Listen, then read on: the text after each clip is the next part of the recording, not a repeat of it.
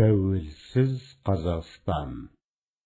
Құрметті оқушылар, бұл тақырыпта тәуелсіздіктің алғашқы жылдарындағы бүкіл халықтық президент сайлауы, мемлекеттік тәуелсіздігінің жариялануы және КСРО-ның ыдырауы мен ТМД-ның құрылуына, 1993 жылғы Конституция мен кәсіптік парламенттің дүниеге келуі, экономикадағы түбегейлі өзгерістер мен әлеуметтік мәселелердің шиеленісуіне тоқталамыз.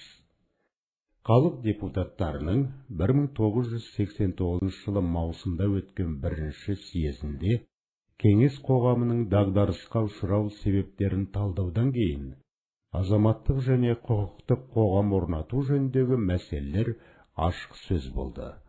Ал 1991 жылы 8 желтоқсан күні Минскіде бас қосқан үш славян мемлекетінің басшылары өзара келісіп, 1922 жылғы КСРО-ны құру туралы шарттың өз күшін жойғанын жариялады.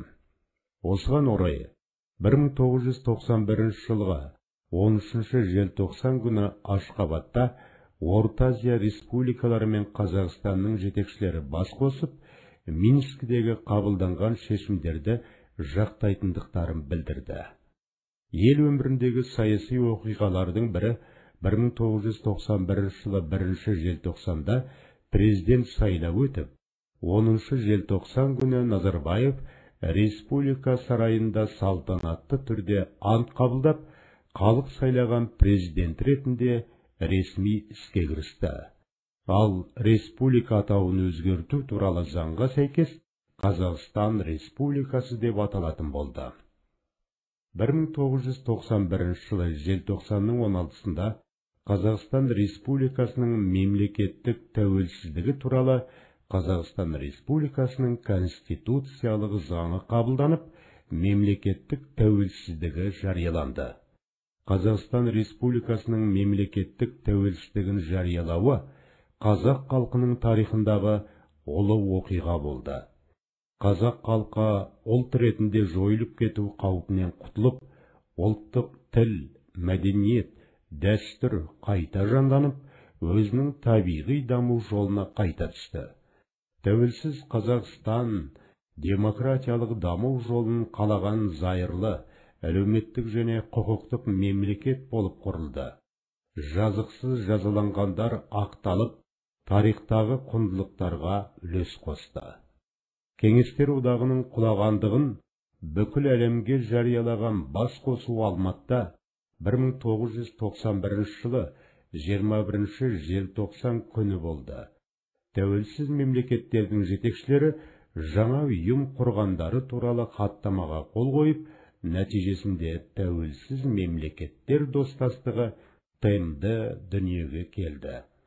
Сонымен бірге 1993 жылдың 28 қаңтарында Қазақстан Республикасы жаңа конституциясын қабылдады.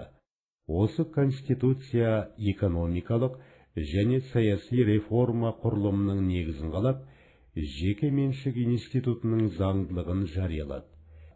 Ал президент 1993 жылдың 9 желтоқсанында Қазақстан Республикасының сайлау туралы кодексін қабылдау туралы жарлыққа қол қойды. Осыған сәйкес жоғары кеңесінің құрамы 177 депутаттан тұрып, оның 42-сі президенттің ұсынысы бойынша тағайындалды. Сондай-ақ жоғары кеңеске депутаттыққа кандидаттарды қоғамдық бірлестіктер ұсынатыны, жекелеген азаматтардың өздері ұсына алатыны туралы баптар енгізілді. Қазақстанда құрылған саяси бірлестіктердің алғашқысы Қазақстан Республикасы партиясы, балама ретінде Халықтық Конгресс партиясы дүниеге келді. Олар бірден интернационалдық бағыт ұстайтынын, президент әкімшілігінің ішкі сыртқы саясатына сәйкес әрекет жүргізетінін бағдарламаларында айқындап көрсетті. Осылайша 1993 жылы Қазақстанда ресми тіркелген үш саяси партия, социалистік партия, Қазақстан Республикалық партиясы, Қазақстан Халық Конгресі партиялары жұмыс істеді. Ал республикада алғаш рет көп партиялық негізде заң шығаруға қабілетті парламент сайлау өтіп, 1994 жылы 19 сәуірде өз жұмысын бастаған жаңа парламенттің төрағасы болып депутат Әбіш Кекілбаев сайланды.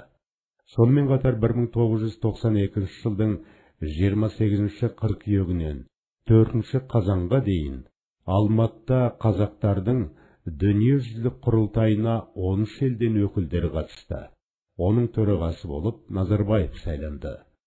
Сондай-ақ қағаз ақшаны шамадан тыс көп шығару салдарынан оның құнсыздануы күшейсе, осының әсерінен республика президенті 1992 жылдың 6 қаңтарынан бастап бағаны еркіне жіберу туралы жарлық шығарды. Еркін бағаны енгізуге байланысты тауарлардың бағасының қымбаттауы халықтың наразылығын туғызды. 1993 жылдың 15 қарашасында республиканың өз ұлттық валютасы теңге айналымға енуі өзіндік қаржы жүйесін қалыптастыруға мүмкіндік жасады. 1998 жылдың 1 қаңтарынан бастап Қазақстан Республикасында зейнетақымен қамтамасыз ету туралы Қазақстан Республикасының заңы күшіне енді. Оның ерекшелігі республика азаматтары өздерінің еңбек ақыларынан зейнетақы қорына қаражат аудару арқылы зейнет демалысына шыққаннан кейінгі өмірін қамтамасыз етуге тиісті болды. Сөйтіп 2000 жылдан кейін ел экономикасы біртіндеп дағдарыстан шықты. Қазақстанның бәсекеге қабілетті елу елдің қатарына қосылуына қажетті жағдайлар жасалды. Мәселен, дамудың орнықтылығын қолдау және өсу үдерісін басқару, өңірлердегі экономиканы дамытуда сапалы жетістіктерге қол жеткізу, өндіруші салалардың тиімділігін арттыру, өндірістің шикізаттық емес секторын дамыту.